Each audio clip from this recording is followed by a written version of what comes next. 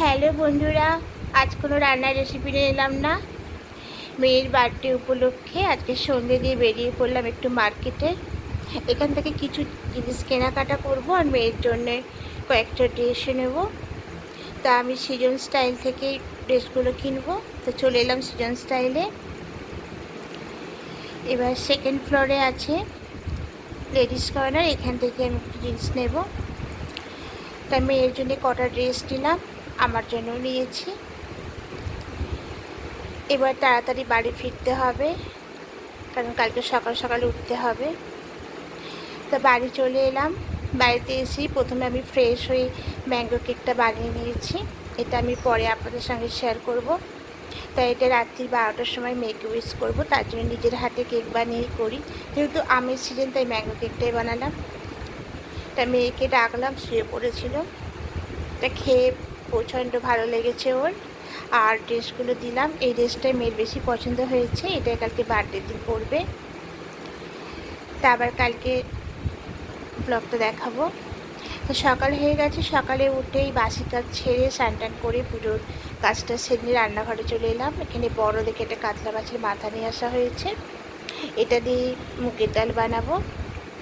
তা কাতলা মাছের মাথা দিয়ে মুগের ডালটা হয়ে গেছে। আরও অনেক কিছুই বানাবো, কিছু কিছু আপনাদের সঙ্গে শেয়ার করছি।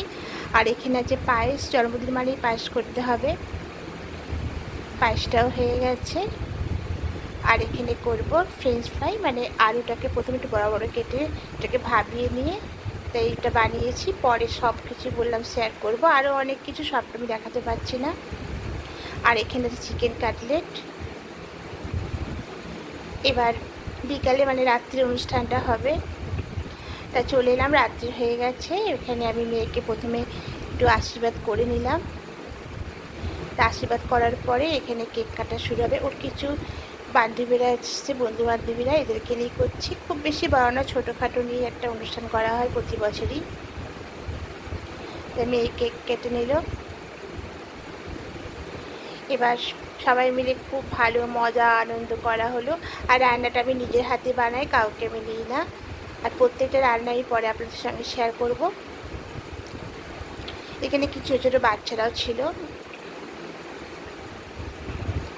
তা বাচ্চাদের প্রথমে খাইয়ে দেওয়া হলো, তারপর এখানে বড়রা বসেছে।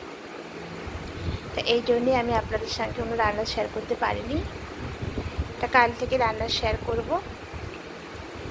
যদি বন্ধুরা ব্লগটা ভালো লেগে থাকে, খুব ছোটোখাটো করেই করলাম। আপনারা আমার মেয়েকে দুহাত ভরে আশীর্বাদ করবেন, যেন উনি মানুষের মতো মানুষ হতে পারে, এটাই আমি আপনাদের কাছে চাই।